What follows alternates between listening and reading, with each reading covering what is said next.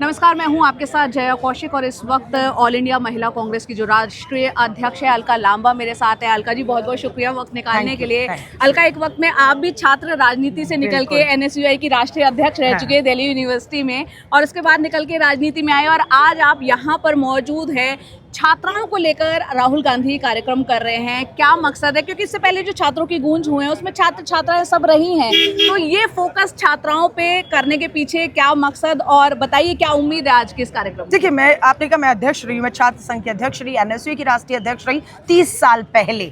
आज एग्जैक्ट 30 साल बाद मैं देखती हूँ अब दौर बदल चुका है। हमारे टाइम पर सोशल मीडिया नहीं होता था, हमारे हाथ में फ़ोन नहीं होते थे और हम सूचनाओं के लिए निर्भर होते थे। आज बच्चे छात्र निर्भर नहीं हैं, पूरी तरह से वो सशक्त हैं और वो अपनी लड़ाई को खुद बिना डरे लड़कर जीत रहे हैं। जंतर मंतर की लड़ाई आपने देखी, राहुल जी के छात्रों की गूंज में आप लगातार देख रही हैं किस तरीके से। और आज का कार्यक्रम जो महाराष्ट्र के पुणे में हो रहा है वो पूरी तरह से छात्राओं को, हमारी गर्ल्स स्टूडेंट को जो है राहुल जी ने समर्पित किया है। गर्ल्स पावर का नाम दिया है क्योंकि ये सावित्री बाई फुले जी की धरती है। उन सावित्री बाई फुले जी की जिन्होंने बालिका विद्यालय, बालिकाओं की, लड़कियों की शिक्षा पर जोर दिया, आज उन्हीं को ये कार्यक्रम हमने समर्पित किया है। और अपनी बेटियों को भी हम पूरी तरह से ताकत देने के लिए राहुल गांधी जी आज मैदान में उतरे हैं। आपको लगता है ये जो तमाम छात्राएं यहाँ पर जुड़ रही हैं, क्योंकि इनकी समस्याएं जो है फीस वृद्धि है, न सिर्फ फीस वृद्धि बल्कि उनकी सुरक्षा और नौकरी, तो जब आप लोगों की सरकार आती है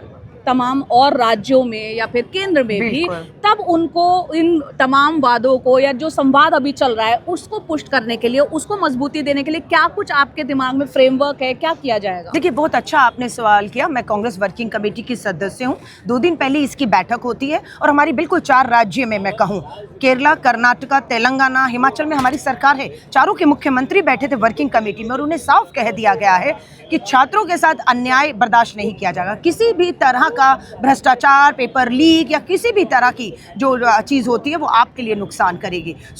इन चीज़ों को दुरुस्त करना है और ये शपथ लेकर सब निकले हैं कि हम बिल्कुल छात्रों के साथ अन्याय नहीं होने देंगे और जो कुछ भी चल रहा है उनके भविष्य के साथ खिलवाड़ नहीं होने देंगे। सिस्टम बदलना है और सिस्टम बदलने हम निकले हैं, जिसमें युवा और छात्र हमारे साथ खड़े हैं राहुल गांधी जी। आज के इस कार्यक्रम में कितने संख्याओं में छात्राओं के आने की उम्मीद?